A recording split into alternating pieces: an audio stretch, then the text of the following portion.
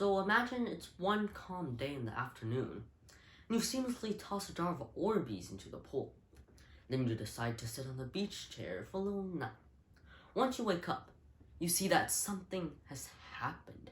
The Orbeez have expanded, and you have just created yourself a mess that will be completely tedious to clean up. Now, if you take that situation and enlarge it 1 billion times, instead of Orbeez, you get humans. Instead of the pool, you get the earth. There's actually not much difference between the two circumstances, except that the second one will be 1 billion times harder to clean up. Which is why I sit here today to first talk about the problem of overpopulation, and which after will I present the solution and its possible impacts. The world is currently already overpopulated, and research shows that the numbers will only keep on rising, expected to reach 9.8 billion by 2050. So remember that time when you went to McDonald's just to get your favorite Big Mac?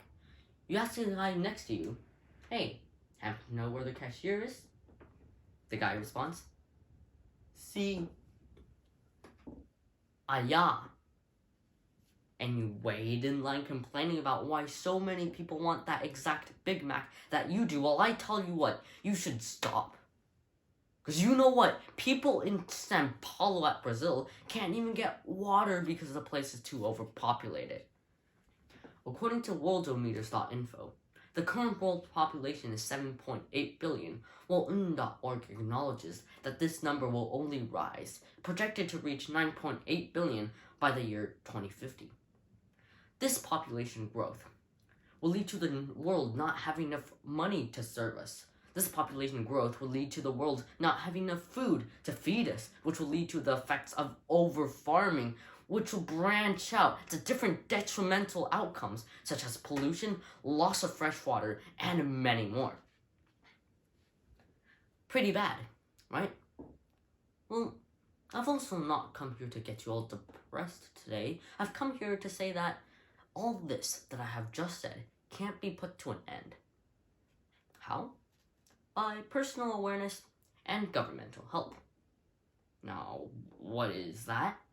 Well, the government should set something known as an optimal population size. For example, let's say 10 billion. And that will act as a boundary between overpopulation and sustainable population. It will act as a boundary for all of humanity to strive to achieve. And yeah, not many people actually care about this thing, but the few million people that actually will bring us a few million people further away from that 10 billion boundary, which, when you think about it, is actually quite a lot. The second thing the government should do is they should build more residential structures at places that's able to sustain them. For example, Las Vegas. If you think about that town, it's 2.7 million people crammed into that tiny space. And imagine if you would only extend the town's diameter by, let's say, 3 kilometers. It wouldn't feel so crammed up anymore. So why not do it when you're completely able to? The Overpopulation Project have done research on the maximum population amount that the world is able to sustain. And two-thirds of the values falls into between 4 billion and 16 billion, with the median value standing at about 10 billion. 10 billion.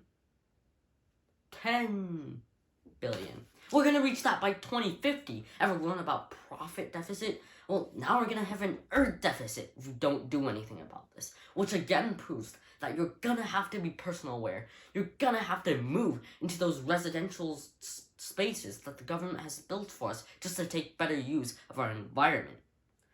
We're gonna reach 9.8 billion by 2050, 11.8 billion by 2100. But those are all futures, and futures can be changed. So change it.